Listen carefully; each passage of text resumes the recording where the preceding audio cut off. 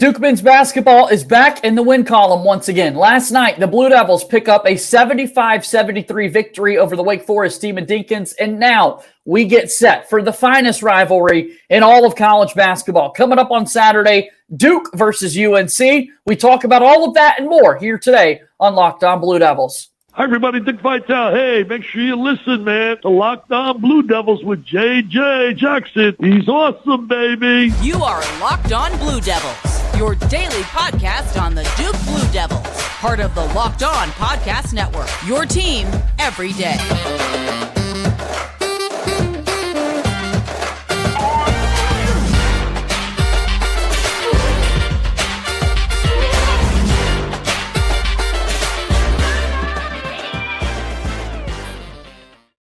Hello, everybody, and welcome into another episode of the Locked On Blue Devils podcast. My name is JJ Jackson, and it's so great to have you here with us on this Wednesday, February 1st, 2023. We've made it to the month of February, and today we're going to be recapping Duke basketball's victory last night over Wake Forest from inside Cameron Indoor Stadium. Locked On Blue Devils is a daily podcast devoted to everything going on in the life of Duke athletics. You can find us wherever you get your podcasts. You can also be sure to watch and subscribe to the show on YouTube each and every day. Locked On Blue Devils. Simply search that on YouTube. Press the subscribe button as we're continuing to climb towards 1,000 subscribers. Follow us on Twitter at LO_Blue Devils and follow me on Twitter at _JJ_Jackson_. On today's show, boy, oh boy, I'm so thrilled to now welcome in my very good pal, Kevin Connelly, the site expert from Durham, here to talk all things Duke basketball with me. Kevin, appreciate the time, and what a win it was for Duke last night.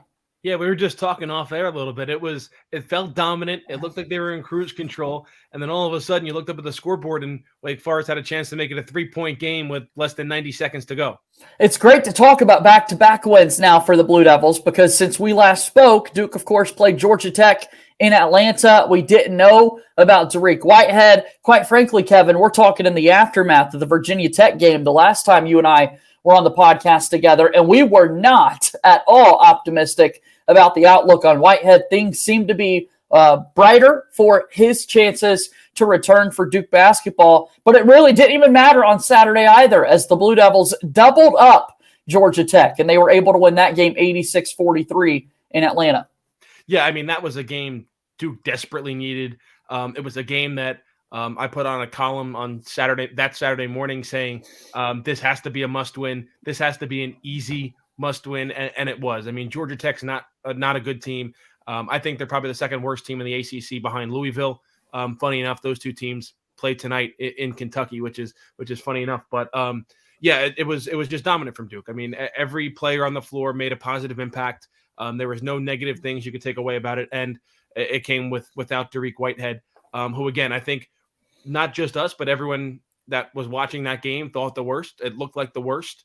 Every time when they showed him, you couldn't help but think Achilles. Right. But certainly Duke got a blessing, and it's not Achilles, and he could be back any game now. So, and then certainly, obviously, with this Wake Forest game, it felt dominant.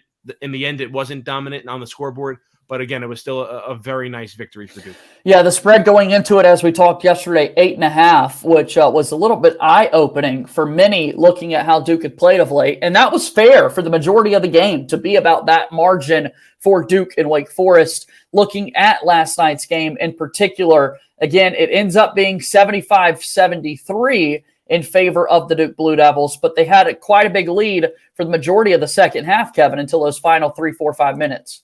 Yeah, absolutely. It was like you were hoping that Duke would step on the gas, and they did that. And the one thing that obviously stands out to me when you see the stats there, I mean, we're seeing the potential of Duke making a deep run into March blossom before our eyes in the backcourt of Jeremy Roach and Tyrese Proctor. Yes. I think if those two continue to play the way they've been playing, when Tyrese Proctor against Georgia Tech, I think he had only 7 points, but 8 assists and no turnovers. Tonight, you see on the thing right there, Proctor did have 4 turnovers, but they weren't that costly. A couple of them came on an offensive foul here or there. Referees weren't the best. Yeah, weren't the best in my opinion last night. But if you're getting 38 points a night from Jeremy Roach and Tyrese Proctor, you're going to be in good shape. Plus a double-double from Kyle Filipowski, and you assume Jarique Whitehead's back in the fold as well. But Roach and Proctor, I think, are the keys to Duke making a deep run in March,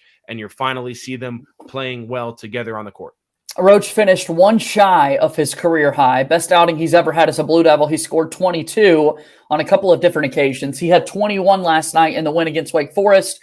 Tyrese Proctor finished with 17. If you are watching us on YouTube, we've posted the Duke box score in front of us. And there in the top left, you can see just what we're talking about, that Wake Forest ended the basketball game on a 7-0 run over the last 20 seconds. So the last 20 seconds separated Duke from covering the spread in the game, and then ultimately the 2-point margin that decided the final score. Yeah, it was weird because, all right, the first half back and forth, Wake Forest comes out really hot. They cool off. Duke goes on a run to go into halftime, and then coming out of halftime, Duke just picking up right where they left off. They built their lead. Think they led by as many as 14 late in that second half.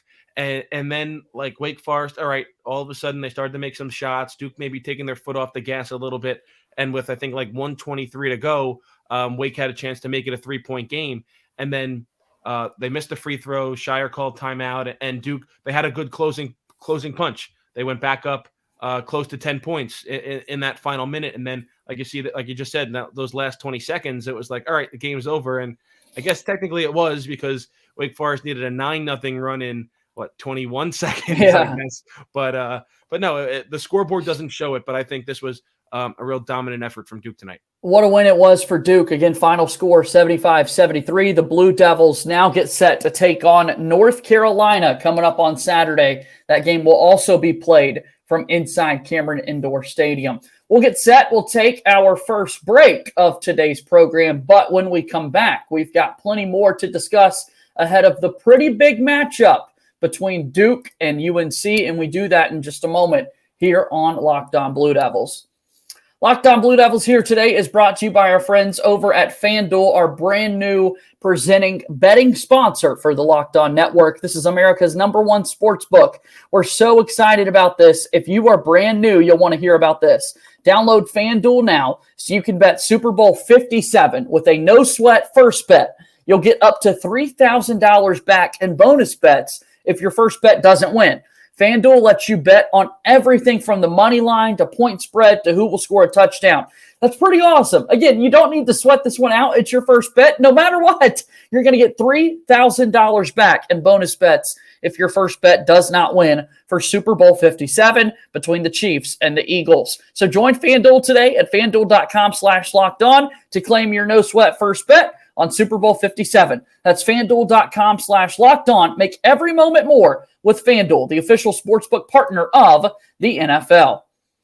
Moving forward here on today's episode of Locked On Blue Devils, I'm JJ Jackson alongside my pal Kevin Connelly, the site expert for Ball Durham. And Kevin, we're talking more about the Duke win last night over Wake Forest. We mentioned the performance from Proctor and Roach. Filipowski, another double-double, 16 points, 11 rebounds, and another game where we're getting Derek Lively more and more comfortable. He finishes with 7 points, 6 rebounds, 3 assists, 4 blocks. He's doing a little bit of everything in his 21 minutes out there on the floor. Yeah, and it's certainly a welcome sight to see. We've been waiting for this now for a couple of months, and you're still a little bit concerned with the foul trouble. He did pick up 4 fouls in this victory, but again, limited to just 21 minutes, was a plus 10 on the floor in those 21 minutes. And like you said in that last stat, 4 blocks, and his presence is being felt around the rim, altering shots, making people think about going inside against this Duke team. And finally, we're seeing the Derek Lively that was ranked as the #1 prospect coming into college basketball. Which we love. We want that to continue for Mr. Lively II because we need his interior presence. Also for Duke on the inside, Ryan Young, another good outing for the Blue Devils as well.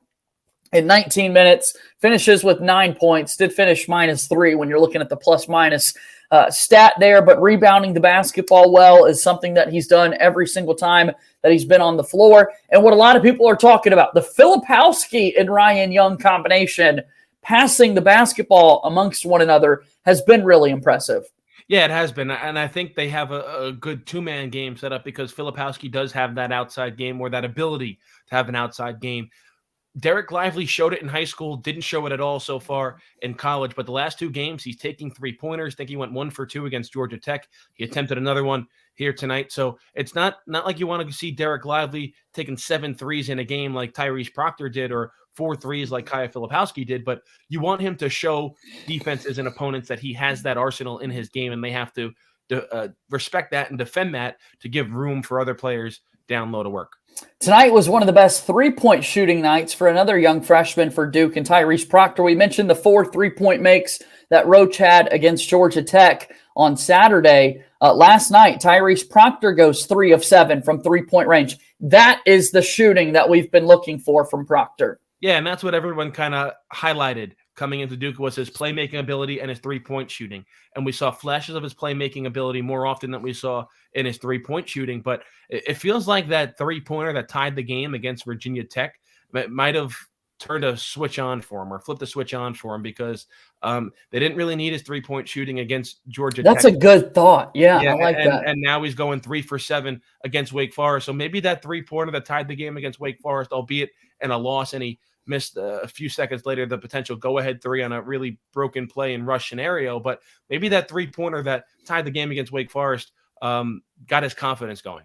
Which is what we need to see. We need to see confident three-point shooting because, again, Duke made 9 against Georgia Tech. They make 6 more. Last night, 3 from Proctor. Roach goes 2 for 3 from three-point range. He had 17 of his 21 points in the first half. Duke had that 7-point lead at the break, and Jeremy Roach was a big reason why.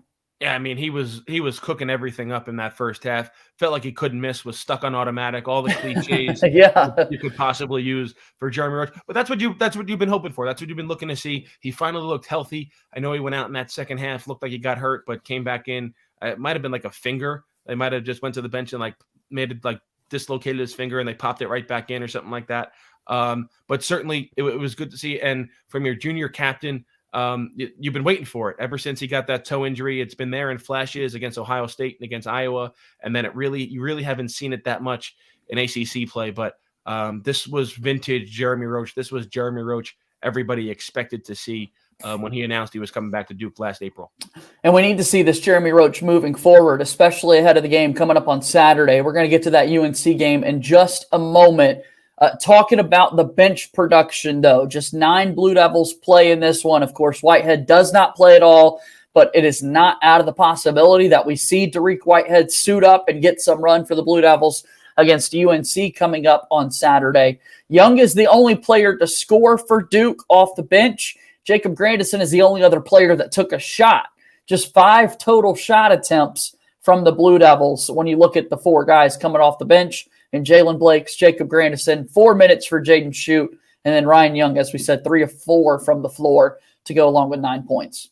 Yeah, it seems like the best teams are deep teams, and at least in this game, Duke didn't show that they were a very deep team.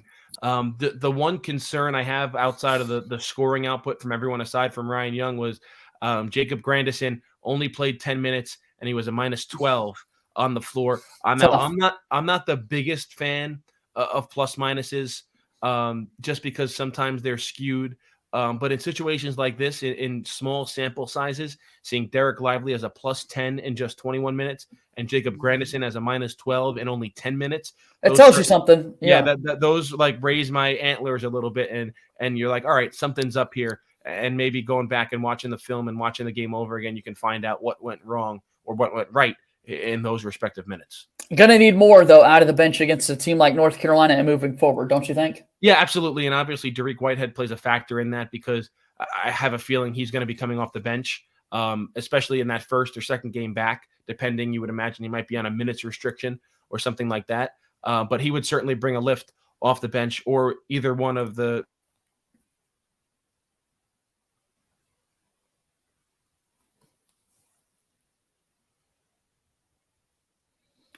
And so we'll be able to see exactly what it looks like for Dariq Whitehead when he returns, possibly against North Carolina coming up a little bit later this week. Locked On Blue Devils here today. JJ Jackson alongside my pal Kevin Connelly, the site expert for Ball Durham. We will take a quick timeout, and when we come back, we'll wrap up today's episode of Locked On Blue Devils. Locked On Blue Devils here today is brought to you by our friends over at Built Bar. Are you looking for a delicious treat but don't want all of the fat and calories? Then you got to try a Built Bar. We've just gotten through the new year and we're ready to rock and roll here in 2023, and you've got to try Built. It's healthy, that's actually tasty. We all want to find ways to eat healthier, but if it doesn't taste good, you're not going to be as motivated. That's why you got to try Built Bar. 100% real chocolate in these bars. Yeah, real chocolate. Amazing flavors like churro, peanut butter brownie, coconut almond, and so much more. Only 130 calories, 4 grams of sugar, and a whopping 17 grams of protein. If you have a Sam's Club or Walmart near you, they now have Built Bar. We've always been promoting the orders taking place at Built.com, but now you can get them at your local Walmart or Sam's Club. Built Bar is a proud sponsor of Locked On Blue Devils. Final few moments here on today's episode of Locked On Blue Devils. JJ Jackson alongside my pal Kevin Connelly, the site expert for Ball Durham. I ask you every week, but I really want people to check out balldurham.com. Why should they do that, Kevin? Well, they should do it because anything Duke athletics, we got it. Obviously, basketball season in full swing. Obviously, we're going to have a lot of content on the Carolina game coming up on Saturday. I'd imagine so. Football schedule just came out earlier this week. We'll have stuff on that. Signing day is today, actually, so we'll get some stuff up on that. And obviously, NBA All-Star Game, NBA Rising Stars Challenge. We got it all. So, and even Duke's got a guy in the Super Bowl in Noah Gray, former tight end of the Kansas City Chiefs. So, really, any aspect you're looking at, we got it over at balldurham.com. Give us a follow, ball_Durham on Twitter, and then you can find us www.balldurham.com. Yeah, we talk about 3 McDonald's All-Americans now for Duke basketball with 2023. Duke also with 3 NBA All-Star starters coming up in mid-February when you talk about Jason Tatum, Kyrie Irving, and Zion Williamson, what they've been able to do at the next level, and you've got a lot of that coverage there at Ball Durham. All right, so Duke in North Carolina. The Tar Heels play a little bit later tonight from inside the Dean Dome, and then on Saturday they will make the short trip over to Durham, to Cameron Indoor Stadium, where we want to forget the last time they were in the house with all the former Duke players there for Coach K's send-off, and the Tar Heels spoiled that one. What jumps out to you when you look at this matchup, Kevin? Well, first of all, I think you got to start with the guard play. RJ Davis got an elbow at the end of North Carolina's game against Syracuse. They have not played since then. It seems like he is going to play tonight against Pittsburgh. So if he plays tonight against Pittsburgh, obviously you would assume he's going to play on Saturday against Duke. But Caleb Love and RJ Davis against Jeremy Roach and Tyrese Proctor. I think that's where a lot of the game's going to be decided.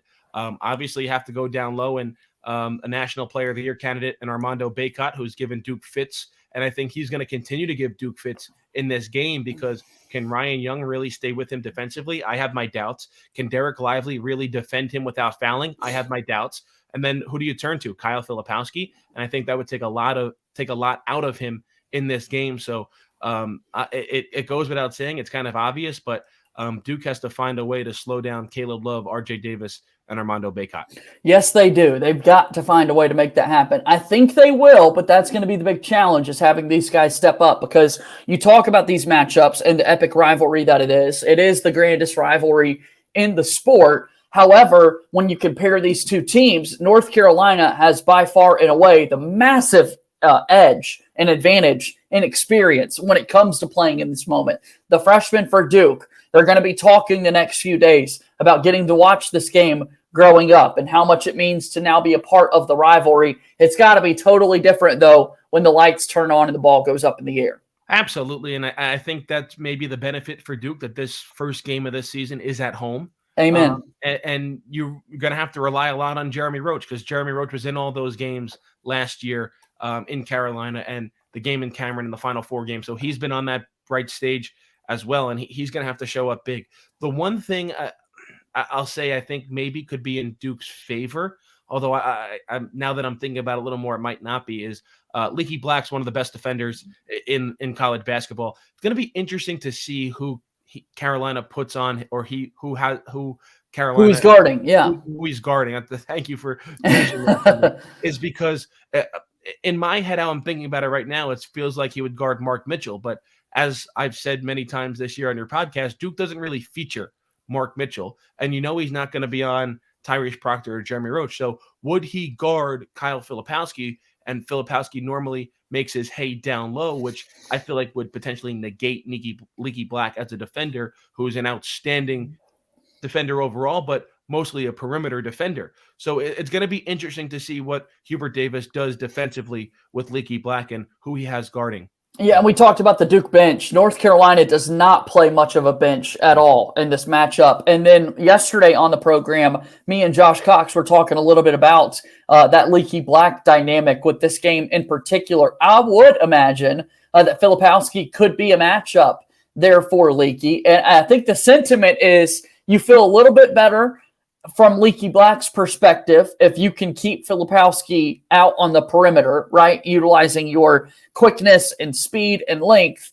Duke feels a little bit better. Flip probably feels a little bit better if he can get Leaky Black closer to the basket, if that is in fact the matchup we see frequently. Yeah, absolutely. And then I think you have to look at if Dariq Whitehead plays and Mark Mitchell as scoring options, because obviously no one on Carolina is a better defender than Leaky Black. He's already the best defender in the country. So if you could get a Mark Mitchell or Dariq Whitehead in limited minutes going, and let's be honest, I mean, RJ Davis and Caleb Love are very good players, but they're not known for their defense. So you would think Tyrese Proctor and Jeremy Roach could get going offensively. I think the real question is going to be Armando Bacot down low. Yeah, and who he covers and those matchups, how Pete Nance factors into this. Here's the other good thing. Leaky Black can only guard one guy, Kevin. You know, so there is one basketball. Swing, find the open man, and we'll see if Duke can attack it that way. Caleb Love has been the Duke killer throughout his Duke career. Of course, from St. Louis, played at a high school where Jason Tatum's father is his coach. And in the junior class, Duke goes with Jeremy Roach rather than Caleb Love, and that has been a debate all week long here on this program. But boy, oh boy, so many storylines ahead of the newest installment. And here's another one. It's Jon Scheyer's first edition taking place in the rivalry as a head coach. Yeah, we saw it last year with Hubert Davis, and I mean, Duke blew them out of the water in the Dean Dome, and then obviously Hubert got the last laugh in Cameron and in the Final Four. So see how Jon Scheyer handles it. Certainly going to be a early test for him against Carolina, and a lot riding on this game, the way he's perceived in around the Duke fan base. No doubt about that. One more time, Kevin, remind us where we can find your work, my friend. So on Twitter, you can follow us at ball_Durham, and then online, anything Duke Athletics, we got it, balldurham.com. And you're on Twitter at Kevin Connelly 24. Looking forward to chatting with you again next week, Kevin, okay? Absolutely. 2 games now between them. Yes, I can't wait. That's our pal, Kevin Connelly. He's joining us here on Locked On Blue Devils, and that's going to do it for today's show. Thank you so much, as always, for your constant support here of the program. Another fun show coming your way tomorrow, as our good pal Jason Jordan will stop back by. Follow us on Twitter at LO_Blue Devils. I'm on Twitter at _JJ_Jackson_. That's going to do it for today's show. As always, go Duke. I'll talk to you tomorrow. My name is JJ Jackson. Thank you and good day.